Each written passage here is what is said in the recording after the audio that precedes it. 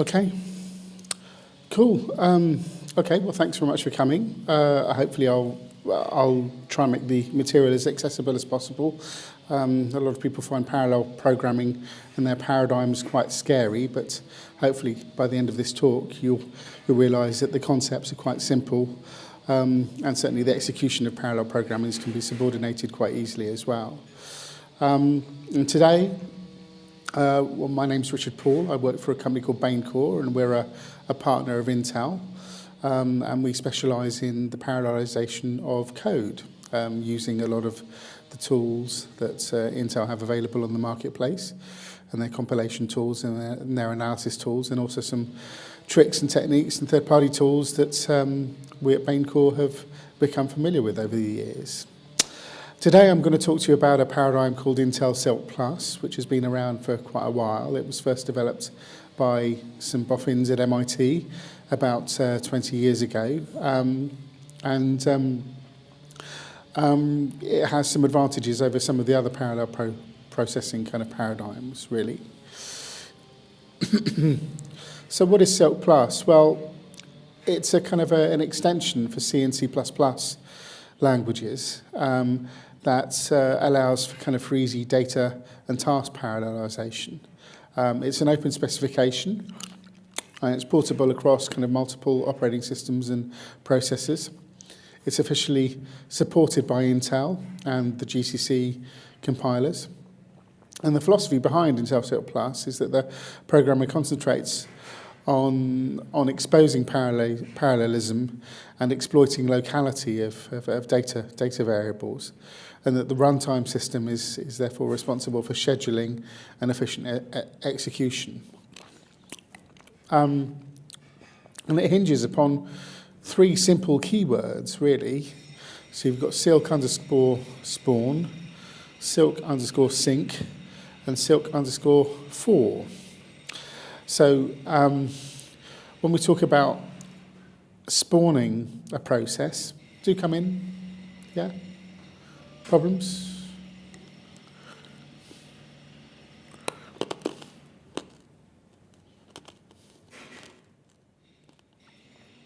Toast, 1, 2, 3, 4, 1, 2, test, 1, 2, 3.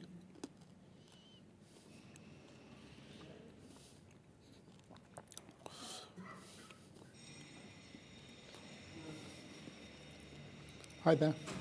Please come in. Yes, I've got the signal.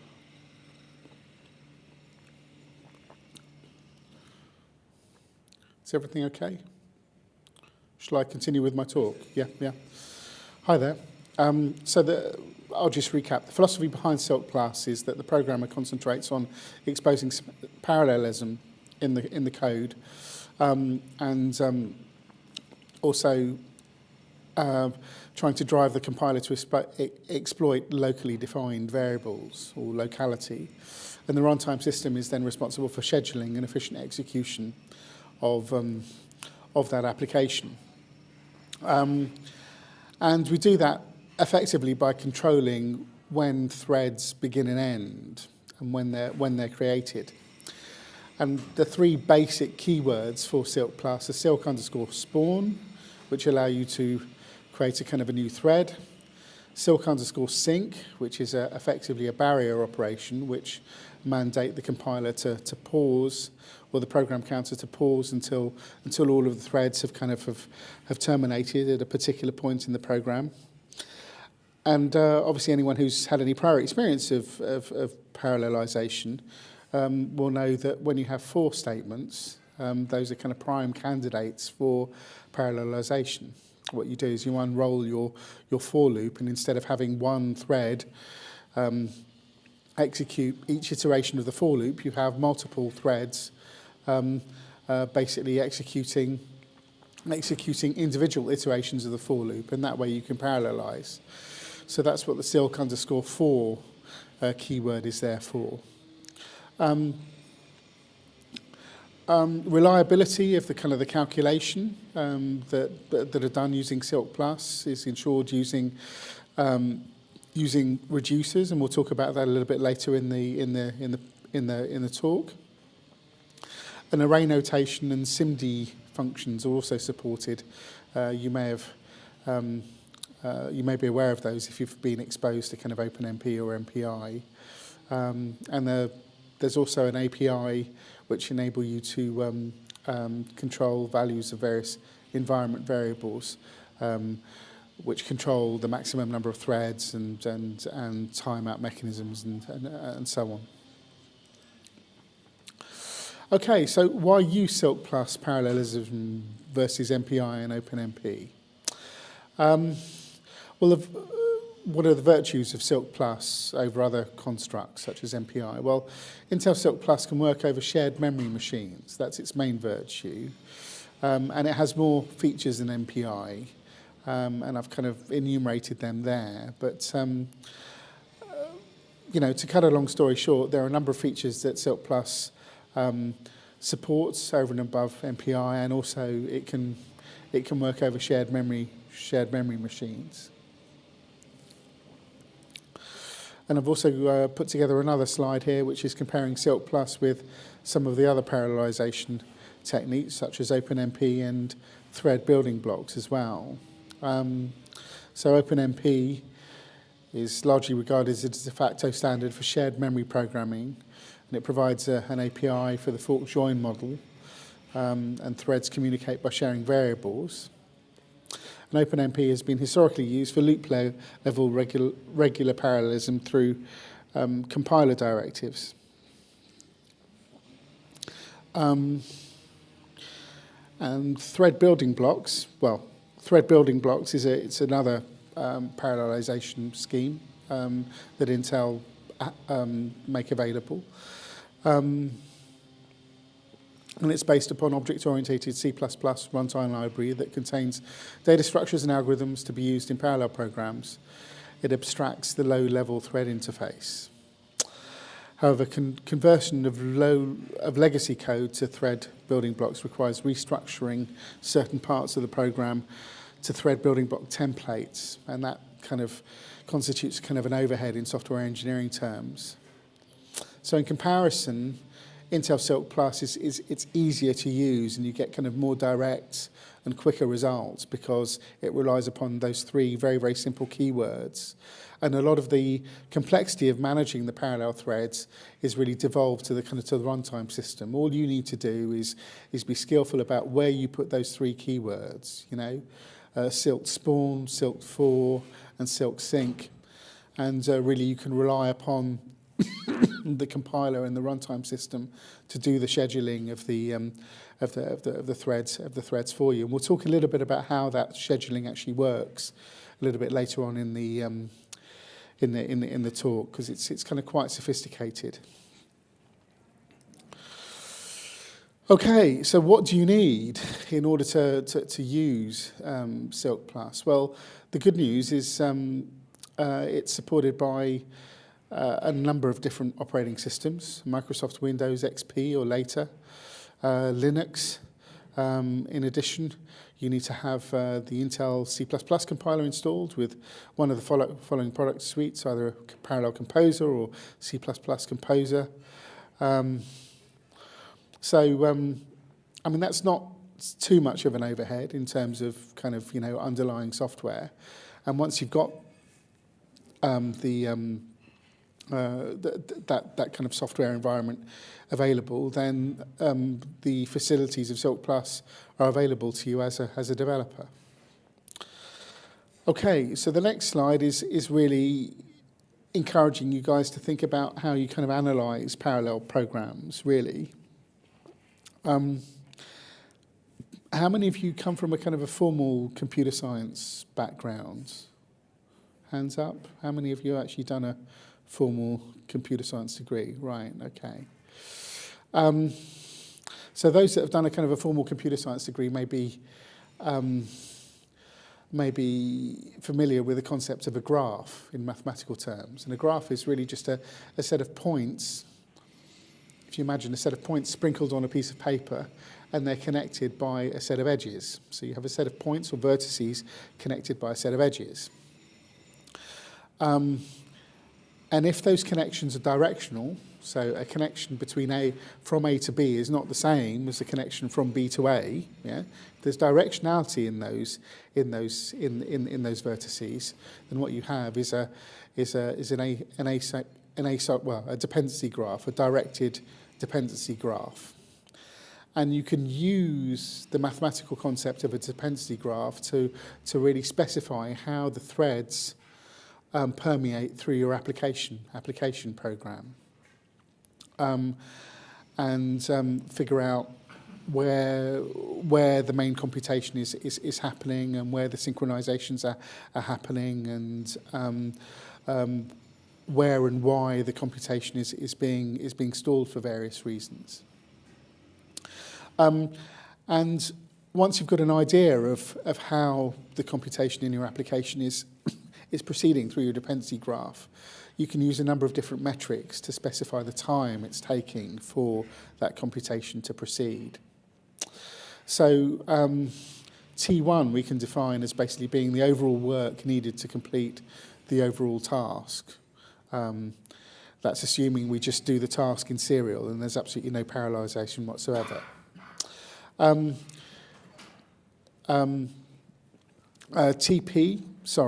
TP is the execution time on a single processor, given that we're now in a parallelisation regime, and T infinite is the work needed if distributed over a large number of processes. But we know that if we distribute the work over a large number of processes, it's not the same as just dividing the work amongst those processes. There are communication and synchronization costs. So the rule is that this inequality, which is the kind of the penultimate bullet point, holds for obvious reasons, right? There's another rule from parallel programming, which is kind of the final bullet point. So that's a little bit of theory, really. But what is parallelism in our programs? In a multi-processor system, we can define task-level parallelism when each processor executes a different thread on the same data, and the threads may execute the same or different code. In the general case, different execution threads communicate with one another as they work, and communication usually takes place by passing data from one thread to the next part of a workflow. And we also have data parallelism, and that occurs when in a multiprocessor system executing a single set of instructions, data parallelism is achieved when each processor performs the same task on different pieces of distributed data. In some situations, a single execution thread controls the operation on all pieces of data. In others, different threads control operation, but they execute the same code. Yeah, so there are two different kind of flavors of parallelism there. Okay, this slide here is really just a kind of a summary of the CILK Plus language features, and you can see that it's relatively simple. We've got a number of different keywords which we've touched upon: CILK Spawn, CILK Sync, CILK 4 I've talked about. You can refine the properties and the behaviour of the CILK 4 keyword by specifying CILK grain size, which basically specifies the stride within the for loop. So instead of simply saying, right, one thread will execute one iteration of the for loop, and then another thread will execute the subsequent iteration of the for loop, it may very well be that you would want each thread, for instance, to execute kind of three or four iterations of each for loop, and you can control that by using the kind of the CILK grain size keyword. And also, very importantly, there's another keyword which is CILK serialize, which specifies that that particular portion of the program has to be done in serial. And that's very important for obvious reasons, locking mechanisms, for instance, or risk of data races, or kind of, so on, or obvious reasons why you would wish there to be kind of serial parts of your program. And there are a number of kind of key environment variables. The number of threads can be specified through CILK NW workers. And also you can specify certain properties of the language extensions using Intel underscore extensions. And all you have to do really at the top of your C and C++ programs is specify certain header files to ensure that the compiler knows that you want to include certain functions to support the CILK Plus paradigm, and they're specified at the bottom 4 or 5 rows of that table there. Okay. So hopefully it's not too scary one way or another, but hopefully you can see that there are a number of benefits through enabling your C and C+ programs to be parallelized. There is a skill associated with knowing when to use these particular keywords, but it's a very, very simple paradigm, certainly in comparison to OpenMP and MPI. And as I say, it works on shared memory systems, which is a virtue that MPI doesn't have. And it's been around for a long time, this paradigm. Okay, so the next slide is really just an indication of how you would kind of take a program and basically parallelize it, a kind of a generic meta recipe, if you like, for taking a serial program and turning it into a parallel program. And in general, there are 6 basic steps that you have to go through. Obviously, the devil is in the detail, and it may very well be that you'll come up against various bugs associated with the data structures that you're using and the control flow logic that you're using to do with your application. But in general, you're going to have to do these 6 things. The first thing to do is to debug the serial version of the program. Because parallelizing a buggy serial version of a program is very, very difficult. So you basically need to make sure that your serial version is as free of bugs as possible. And then the next thing you need to do is identify the regions of that program that will benefit from parallelization. So the hallmarks there are kind of long-running regions where you think your program counter is going to spend a lot of time in proportion. So kind of not initializations of variables, for loops or kind of while loops that kind of run and kind of refine the calculations. But the key there is that you need to try and make sure that you have very, very few data dependencies in your for loops and in your while loops, right?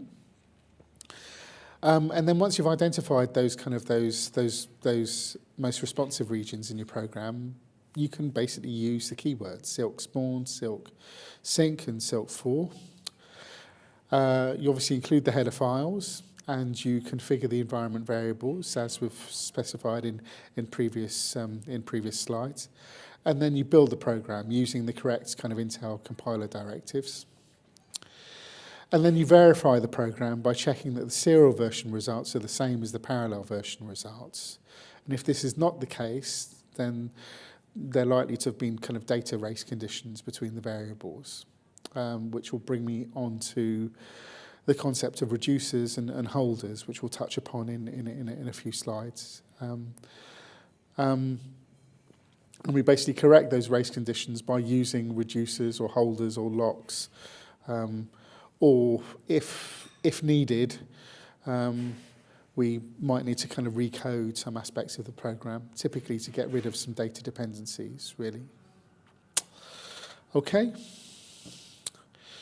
In addition to those 6 steps, there are some things we can do to kind of to tune the environment, I suppose. The first thing is we can kind of overload the environment. The default is that you set the number of threads to be the number of cores on the system. But it may very well be that there are certain kind of holding points in your application. Certain threads get delayed because you're waiting on locks and stuff like that. In which case, it's perfectly fine to overload the system by increasing the number of threads, and that will just give the process something more to do when they're waiting for other processes to conclude. The next point is really talking about data races, which is something that we've talked about before.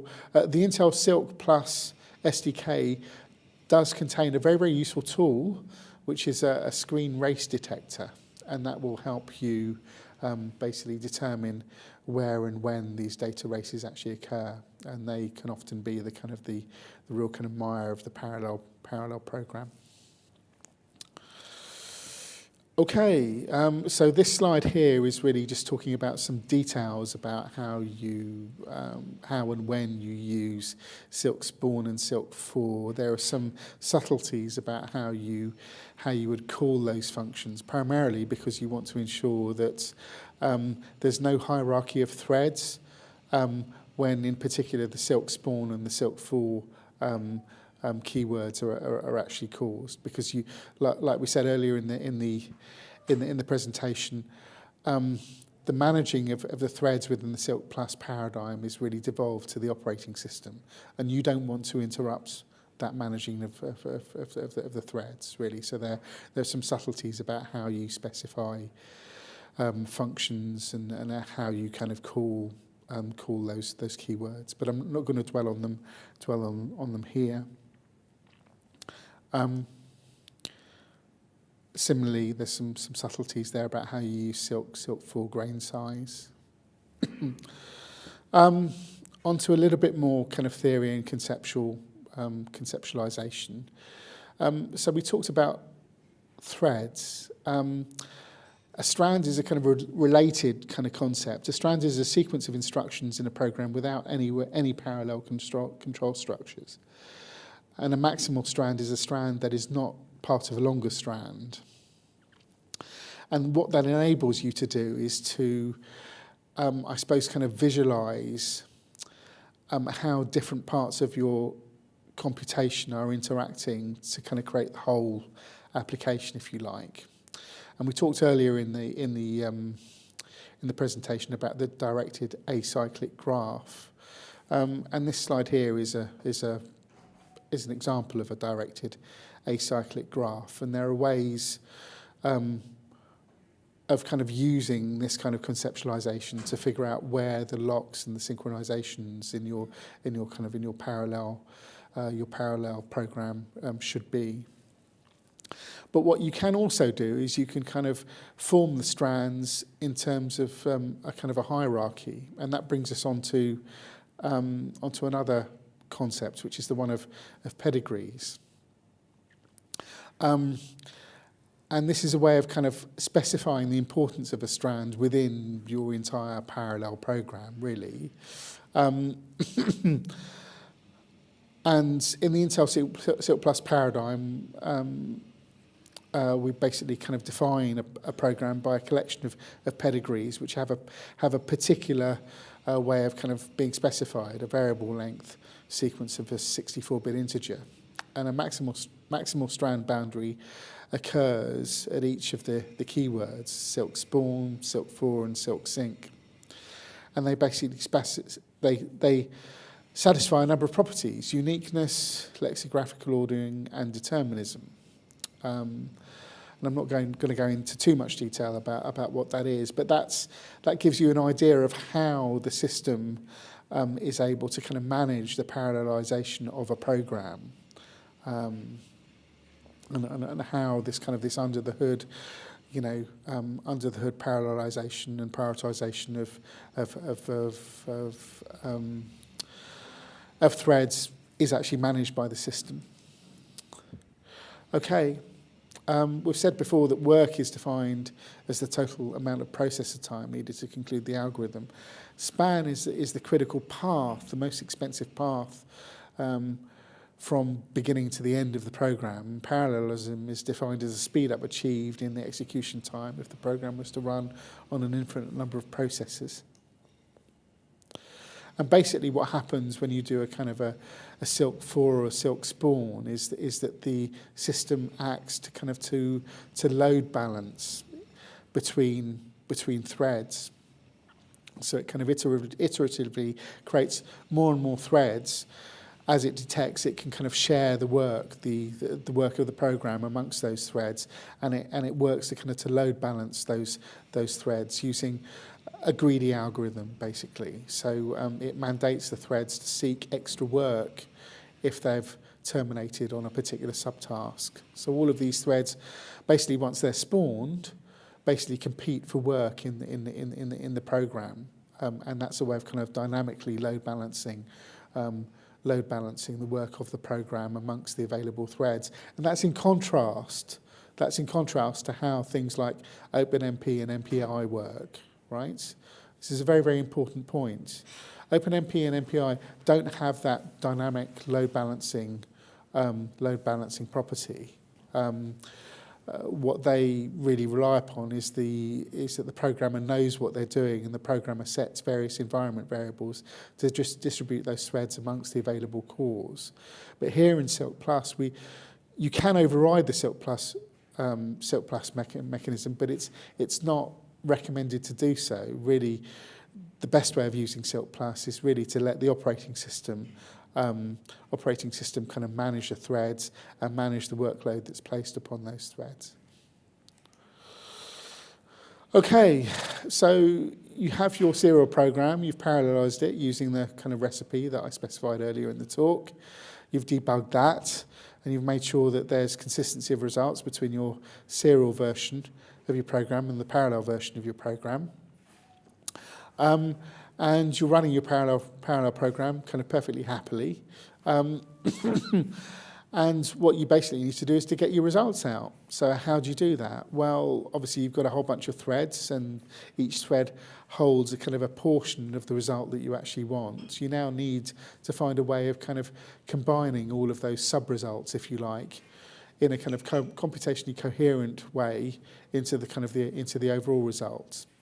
And the way you do that is you have a series of reduction operations.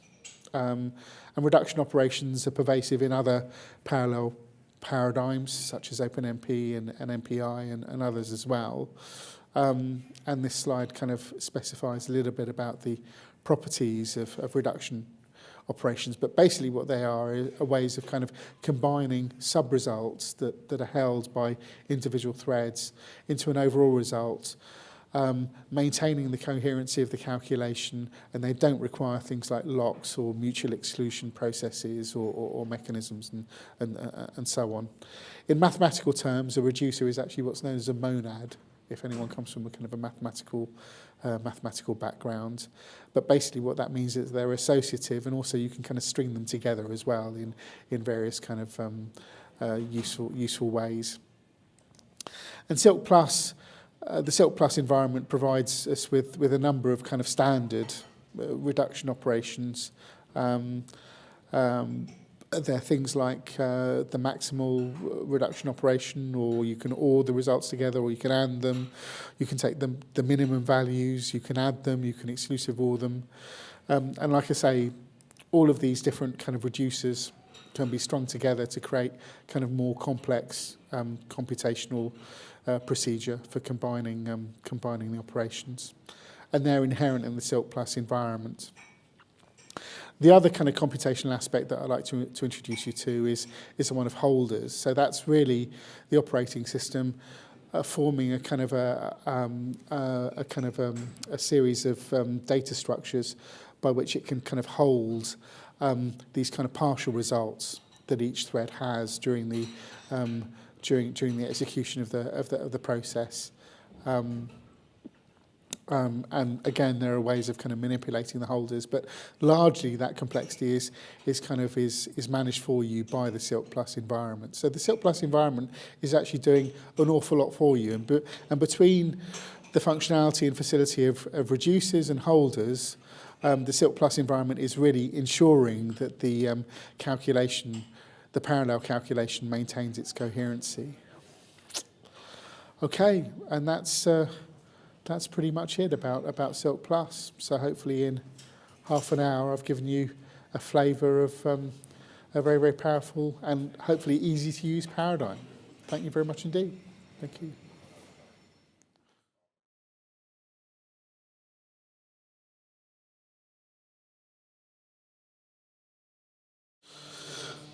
Okay, cool. Okay, well, thanks very much for coming. Hopefully I'll try and make the material as accessible as possible. A lot of people find parallel programming and their paradigms quite scary, but hopefully by the end of this talk you'll realise that the concepts are quite simple, and certainly the execution of parallel programming can be subordinated quite easily as well. And today, well, my name's Richard Paul. I work for a company called Bain Core, and we're a partner of Intel, and we specialise in the parallelisation of code, using a lot of the tools that Intel have available on the marketplace, and their compilation tools and their analysis tools, and also some tricks and techniques and third-party tools that we at Bain Core have become familiar with over the years. Today I'm going to talk to you about a paradigm called Intel CILK Plus, which has been around for quite a while. It was first developed by some boffins at MIT about 20 years ago. When we talk about spawning a process, do come in, yeah? Problems?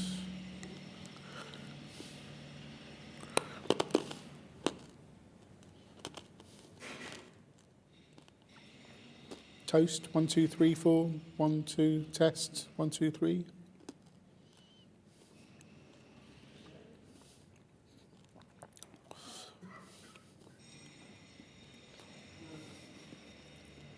Hi there. Please come in. Compilers. And the philosophy behind Intel CILK Plus is that the programmer concentrates on exposing parallelism and exploiting locality of data variables, and that the runtime system is therefore responsible for scheduling and efficient execution. And it hinges upon three simple keywords, really.